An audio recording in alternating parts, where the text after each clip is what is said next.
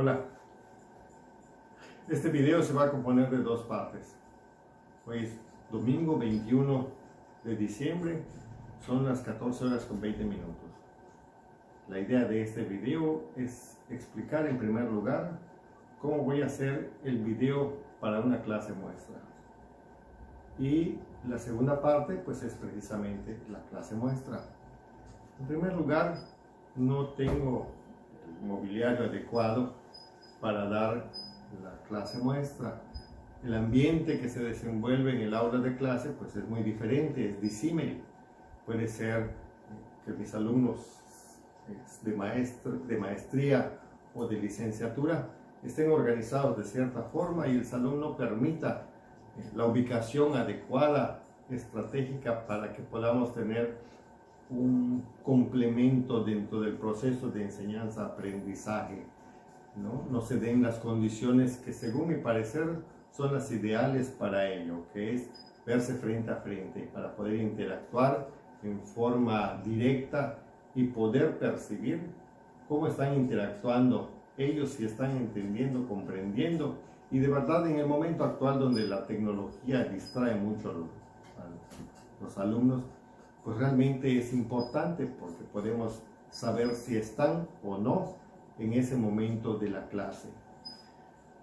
Normalmente siempre señalamos el tema que se va a hablar, lo escribimos en la pizarra y luego nos adentramos al tema. Seguramente si es la primera clase, pues bueno, habrá presentaciones y de ambas partes, tanto de ellos como yo, para que podamos entendernos qué idioma vamos a hablar. No es lo mismo darle a un muchacho que está iniciando en el mundo del derecho a darle a una persona muy avesada, como puede ser un juez, un magistrado, un abogado postulante de muchísimos años, con una trayectoria impecable. Entonces es un poco diferente tanto lo que vamos a hablar, los términos que vamos a utilizar, la velocidad con la que vamos a avanzar en el tema, la bibliografía a consultar. Podemos hablar de una legislación local, del derecho en general, o en su caso de temas muy específicos como pudiese ser un criterio adoptado por la Corte en este momento actual. Eso va a marcar la diferencia en lo que vamos a hablar del tema y la profundidad que le vamos a ir dando, así como las tareas que se vayan a señalar y desde luego la bibliografía utilizada. Este video, pues bueno, eso va a contener la presentación del tema, la introducción, el señalar el por qué atacamos el tema, la problemática que existe en este momento actual, cuáles son las principales herramientas que debe de utilizar el educando en su formación, desde luego mi expertise, la experiencia que yo tenga en forma personal o que tengo en forma personal hacia el tema, y desde luego que el alumno logre entender, comprender y luego aprender finalmente el tema. Específicamente haremos una retroalimentación al inicio de la siguiente sesión y atacaremos algunos casos prácticos. También podremos en su momento analizar lo que está pasando al día de hoy en el momento que estamos viviendo, y también sin duda alguna pues bueno, marcaremos tareas, ¿verdad? Las abominables tareas que a nadie le gusta y que desde luego desde mi parte como docente pues me toca revisar día a día, haciendo las observaciones y desde luego resaltando la puntualidad en la entrega de los trabajos, así como desde luego que exista una ética total en la investigación que se les vaya a marcar. En forma general, eso es lo que va a comprender la otra parte de este video. Esa es una pequeña introducción a ello. Hoy vamos a hablar de los contratos, específicamente del contrato de compraventa y su utilidad práctica en el comercio en el día de hoy. Vamos a empezar definiendo qué es el contrato. Tomen nota de todos los elementos que constituyen este concepto, es decir, ¿qué es un contrato? En primer lugar, es un acuerdo de voluntades entre dos o más personas, denominadas vendedor y comprador, que pueden ser físicas o morales, para el efecto de transmitirse mutuo y recíprocamente derechos y obligaciones. Repito, es un acuerdo de voluntades entre dos o más partes que van a servir para transmitirse recíprocamente derechos y obligaciones. Estas personas pueden ser físicas o morales. Muy bien. Partiendo de este concepto, entonces vamos a hablar de que existen diversos tipos de contratos. Estos contratos pueden ser para un hacer, para un dar o para un no hacer incluso, ¿no? Específicamente el que nos atañe a nuestro estudio en este momento es el contrato de compraventa. Y vamos a hablar así como que cuáles son los elementos personales. Ya lo dijimos hace un momento, los elementos personales son un vendedor o un comprador, o un grupo de vendedores o un grupo de compradores. Pueden ser personas físicas o personas morales, es decir, las personas físicas son los individuos en sí y las personas morales son aquellos entes jurídicos corporativos o aquellos que están mediante sociedades de aquellas que señala nuestra Ley General sobre Sociedades Mercantiles, que reconocen en su caso la legislación mexicana. Muy bien, estos contratos se componen, además de los elementos personales, de cláusulas, se componen de un contenido que va desde un encabezado hasta este clausulado. Estas cláusulas pueden ser naturales, hay cláusulas legales, hay cláusulas convencionales, incluso hay cláusulas penales. No porque se vayan a meter a la cárcel, ¿verdad? Sino porque señalan una sanción para el caso de incumplimiento en el contrato. Y luego, entonces, estamos hablando de qué es lo que debe de contener este contrato. En primer lugar, la descripción de las personas que participan en él, el lugar y fecha en que se está celebrando. En algunos casos es hasta prudente ponerle la hora, por aquello de que, por ejemplo, en un vehículo tú lo estás comprando a las 10 de la mañana, pero a las 8 de la mañana se ve involucrado en un accidente, pero si tú no pusiste la hora, hay la presunción de que ese vehículo era de tu propiedad ya cuando se cometió el delito. Entonces, en algunos casos es prudente poner la hora en que se esté celebrando, ¿no?, este contrato, el lugar donde ha de celebrarse, la fecha, como ya dijimos, y la descripción de quién es el vendedor, quién es el comprador, las características plenas de lo que es el objeto que se está comprando o vendiendo, así como si se tratara de una persona moral, como hemos dicho, pues tendrá que acreditarse que esa persona o ese representante legal tiene las facultades legales para la celebración de ese contrato, porque no necesariamente por el hecho de ser apoderado o representante legal tiene las facultades para realizar la operación. Hay quienes tienen un poder específico para hacer trámites administrativos, pero no pueden obligar ni comprometer a la empresa a lo que él esté firmando, ¿no? Entonces hay que tener cuidadosos de leer el poder, el acta constitutiva en su caso, donde aparezca que le están dando esa personalidad y tiene las facultades para la celebración de esos actos y contratos que está a los que está sometiendo a la persona moral.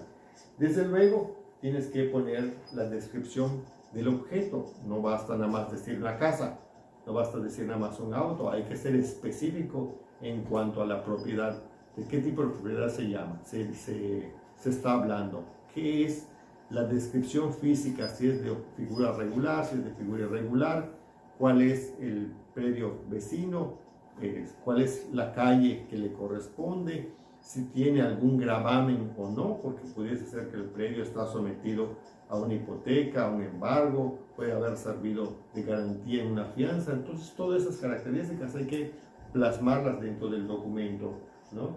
Y desde luego que tenga el INE y la persona que está obligándose sea quien dice que es, como con aquellos documentos oficiales que reconoce la ley para el efecto de acreditar quién es, quien dice que es, ¿no? Es decir, el INE, por lo regular la credencial de elector, es el documento oficial que reconoce tal personalidad y que es aceptado en la mayoría de las autoridades y lo acepta la mayoría de las instituciones, tanto privadas como públicas, ¿no? Al caso, vamos a buscar luego otros tipos de documentos en la legislación, como puede ser un pasaporte, puede ser incluso de esos documentos que expide el ayuntamiento, que mediante 2 testigos tú vas y te señalan que sí eres y te expiden tu cartita de avecindamiento y ya tienes tu identidad, ¿no? Medio irregular, pero bueno, algunas legislaciones lo aceptan aún, ¿no? Desde luego, hay que especificar dentro del contrato la cantidad a pagar, la forma de pago, si es a plazo, si es a 6 meses, 12 meses, si es el lugar de la entrega, si es en ese momento o es a cierta fecha o a días fecha del contrato. Eso tendremos que especificarlo dentro del propio clausulado, ¿no? Y finalmente vamos a poner también en los anexos, si existen anexos, es decir, hay ciertos documentos que habrá que hacer la descripción física de ese documento. Acabamos de decir el INE, pues no podemos plasmar, decir nada más que ahí está el INE si no lo agregamos.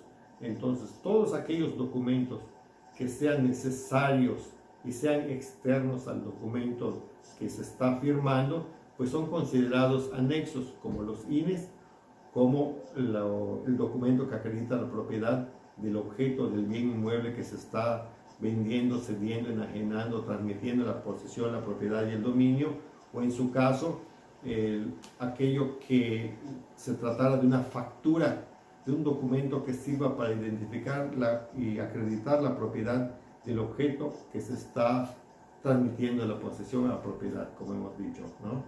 Son considerados anexos. Habrá que hacerlo y hacer la descripción de que se está anexando una copia fotostática certificada o un documento original. Eso se llama apéndice y se llama anexo, y hay que hacer la descripción dentro del contrato. También estamos hablando de que debe de ponerse la firma de los contratantes, el nombre y la firma, y que exista también el documento, en el documento con que se está identificando, que la firma de ese documento coincida con la que se está poniendo en el contrato. Esto para el fin de evitar futuras controversias donde si era, no era, si es, no es, se parece. No, es la firma. Hay que ver que pedirle que la ponga lo más parecido a como aparece en su documento que está sirviendo de identificación. Bueno, y adicionalmente hay otras cláusulas en las que tú renuncias al lugar de donde eres para someterte al tribunal donde está siendo realizada la operación. Es decir, esa cláusula es importante porque si la empresa es de Monterrey, imagínense, tenemos que ir hasta Monterrey a realizar un proceso en caso de controversia en cuanto al propio espíritu del contrato, ¿no? Es un ejemplo, nada más, por eso hay que poner la cláusula, ¿no? Donde se especifique que se renuncia al lugar donde, a los tribunales donde reside la persona, pues que no es nuestro cliente, ¿no? A efectos de que se haga el proceso, en su caso, en caso de controversia, en el lugar de nuestra residencia. Y desde luego habrá que conseguir, por favor, de tarea, ahí les va a ir a la tarea, conseguir un contrato para que lo traigan y lo analicemos, ¿no? Por lo pronto, este contrato que les traje y que se va a distribuir va a servir para que analicemos lo que hemos conversado al respecto e identifiquen los elementos personales, los elementos reales, los elementos formales y las diversas partes de los clausulados que aparecen y que hemos comentado al respecto.